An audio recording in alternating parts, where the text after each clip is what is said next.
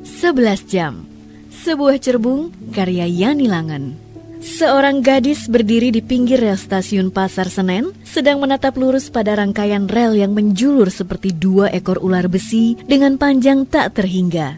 Sudah 10 menit ia berdiri di situ. Matanya seperti terpancang di sana, tanpa ekspresi apa-apa. Datar dan kosong, layaknya seseorang yang tengah melamun. Ia tak seperti orang-orang di sekitarnya yang membawa koper atau tas jinjing besar sebagaimana orang yang akan menempuh perjalanan jauh. Hanya mengempit tote bag berwarna coklat tua. Ia mengenakan jaket bertudung warna biru pudar yang memanjang hingga setengah paha. Kakinya yang jenjang dibalut celana ketat hitam serta sepatu kanvas merah. Semua orang tampak sibuk walaupun mulut mereka diam.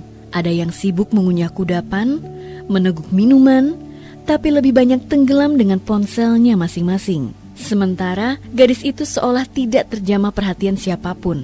Mungkin karena siang ini arus penumpang terlihat padat, mengingat ini adalah hari Jumat, hari yang dianggap sudah masuk waktu akhir pekan bagi armada angkutan umum apapun.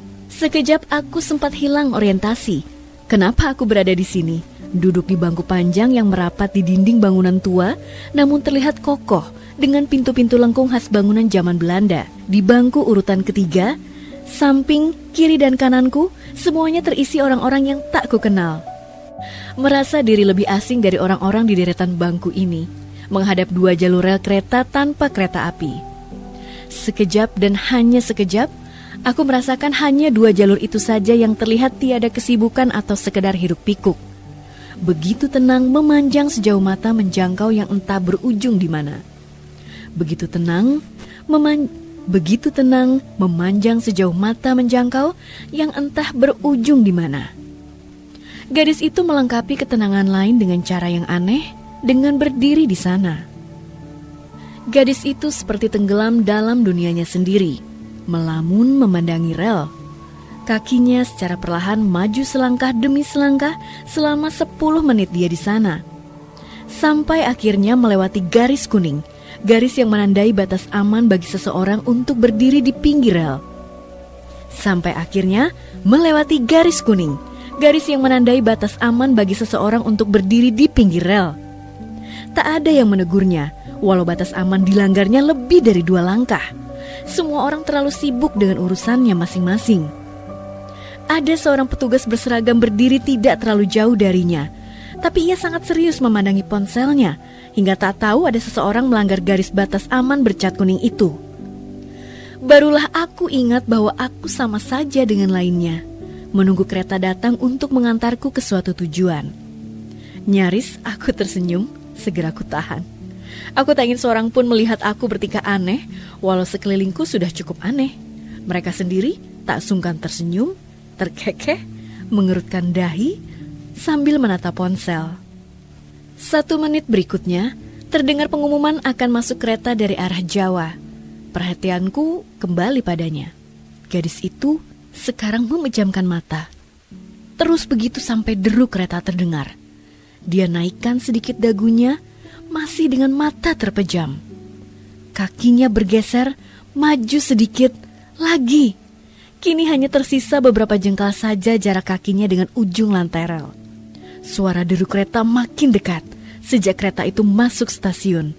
Angin dari laju kereta mulai menerbangkan apapun. Kertas, kantong plastik, juga rok seorang perempuan yang berdiri jauh di belakang garis kuning, mengenakan ransel besar di punggungnya, sampai tangannya sibuk memegangi rok agar tidak terbang terlalu tinggi. Hanya tinggal beberapa meter, kereta itu akan mendekat pada posisi gadis di pelanggar batas kuning. Matanya masih terpejam. Aku gelisah dan berpikir keras harus berbuat apa melihatnya begitu. Akan tetapi, dalam hitungan detik, kakiku terlanjur berlari ke arahnya sebelum otakku memutuskan sesuatu, meloncati macam-macam yang tak lagi sempat kulihat. "Hei, cari mati kamu!" bentakku pada gadis itu sambil menarik kasar tangannya untuk mundur. Tubuhnya hilang keseimbangan dapat hentakan tiba-tiba hingga jatuh terduduk. Tubuhku jadi ikut condong ke arahnya, bersamaan dengan melambatnya laju kereta yang baru saja masuk. Gadis itu menatapku sengit, menarik tangannya dengan hentakan kuat, tapi tidak berkata apa-apa. Kemudian, secepatnya berdiri dan pergi menjauh meninggalkan aku. Sekarang, Akulah yang terpana melihat gadis itu pergi. "Terima kasih kembali," seruku kesal, setengah berteriak.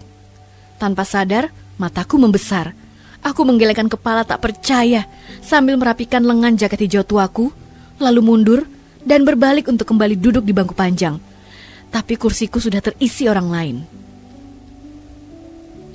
Selebihnya aku jengah berdiri, merasa kembali tenggelam di tengah arus penumpang yang warawiri turun dari kereta yang barusan saja datang. Langkahku jadi terseret ke arah yang tidak aku mengerti. Terhenti di depan sebuah papan jadwal keberangkatan dan kedatangan kereta. Sialnya, gadis itu berdiri di depan papan yang sama denganku. Ia persis di depanku kini. Telunjuknya mengurut kolom jam dan nama-nama stasiun yang akan dilewati. Tak terlalu jelas, terlalu kecil untuk terbaca dari tempatku berdiri. Aku harus maju jika ingin melihatnya juga. Tapi untuk apa? Melihatnya saja sudah membuatku jengkel. Kegelisahan mendadak mencampuri perasaan dongkol. Mungkin aku ingin menghardiknya sekali lagi. Tapi bau parfumnya yang lembut, secara ganjil, mampu menahanku. Akhirnya, hanya memperhatikan rambutnya yang tergerai lurus melewati bahu, menutup sebagian pipinya. Matanya tampak berbeda jika dibanding tadi pas terjatuh. Dari samping, kedipan matanya tidak sesengit tadi, lebih lembut, walau sorotnya sama kuatnya. Gadis ini lebih bagus dilihat dari samping. Bagus, akhirnya pengumuman kereta yang akan kunaiki menggema, mengalihkan kesadaranku pada keadaan yang seharusnya, yaitu menjauh darinya. Gadis itu mulai berbahaya dengan segala keanehannya. Ya, kurasa aneh adalah kata yang pas untuknya. Tas jinjing yang dikempitnya saja sudah aneh. Merah sepatunya juga aneh, bentuk bibirnya juga. Lenggungnya seperti bukan bibir yang pernah kulihat. Tidak mirip bibir siapapun. Aku tak bisa bayangkan kata-kata yang keluar dari sana. Sudah benar, aku meninggalkannya sekarang juga. Begitu berada di dalam gerbong dan menemukan tempat duduk sesuai yang tertera di tiket, aku sudah melupakannya. Aku duduk diam di dekat jendela, memandang keluar dan merasa nyaman. Kursi di dekat jendela adalah tempat yang selalu aku pilih ketika memesan tiket langsung di loket. Sebab jika memesan via internet, aku tak bisa memilih tempat duduk di dekat jendela. Dengan kursi di deretan paling ujung, sejajar dengan pintu geser. Posisi ini menurutku tersembunyi, tidak saling berhadapan dengan kursi lainnya. Aku tidak harus terus-menerus tak sengaja menatap penumpang di depanku. Demikian, aku menyiasati kereta ekonomi AC demi sedikit kenyamanan menikmati kesendirian dalam perjalanan panjang selama 11 jam ke depan. Bolehkah? Aku menoleh. Kau? Gumamku dan dia hampir bersamaan. Oh tidak, aku tahu hidup ini terkadang begitu anomali dengan segala kebetulannya. Tapi tolong, tidak kali ini. Mau apa kamu? Bilang terima kasih. Kataku spontan melihat siapa yang barusan bicara dan kaget dalam waktu yang berurutan. Secara otomatis, nadaku terdengar dingin dan dongkol. Untuk apa berterima kasih? Aku hanya berniat memintamu mau menukar tempat duduk. Benar kan? Lengkung bibirnya tak mirip bibir siapapun. Dan sekarang, dengar, dia bicara apa barusan? Maaf, aku keberatan. Aku suka duduk dekat jendela. Sahutku melengos ke arah jendela, berusaha tak menghiraukannya. Dalam situasi normal, jika seorang perempuan memintaku menukar tempat duduk, meski berat hati aku akan meluluskannya demi menjaga marwah kelaki-lakianku. Bersikap gentle kata orang. Tidak kali ini, tidak. Atas sikap yang dimilikinya, jangan harap. Kenapa? Karena kamu merasa menjadi pahlawan yang telah menolongku terhindar dari tertabrak kereta, begitu? Aku melirik tajam ke arahnya. Ia malah mengempaskan dirinya dengan kasar di sebelahku, lalu bersungut-sungut. Kau pikir aku bodoh apa? Aku tahulah berapa jarak kereta yang datang dengan tempatku berdiri. Merasa aman, begitu? Garis kuning sebagai batas aman saja kau lampaui. Aman dari mananya? Entah mengapa, aku meladeninya, padahal ia menyebalkan. Siapa memangnya yang menentukan aman tidaknya keselamatan seseorang? Siapa yang berhak menentukan posisiku aman atau tidak? Kamu, sahutnya dengan senyum mengejek. Hei, kau paling hanya berjarak sejengkal dari kereta. Kau gila atau apa? Sejengkal juga jarak tahu. Kereta itu masih belum bisa menyentuhku, walau sejengkal. Kurasa orang ini memang gila.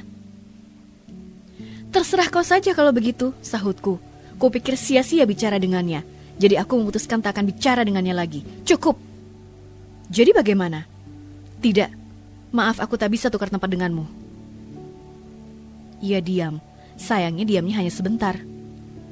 Andai aku bilang terima kasih untuk hal konyol yang kamu lakukan terhadapku, apa kau mau menyerahkan tempatmu? Tidak, terima kasihmu tidak berarti apa-apa buatku. Amat sangat tidak berarti. Jawabku tanpa menoleh, bahkan kepalaku membelakanginya.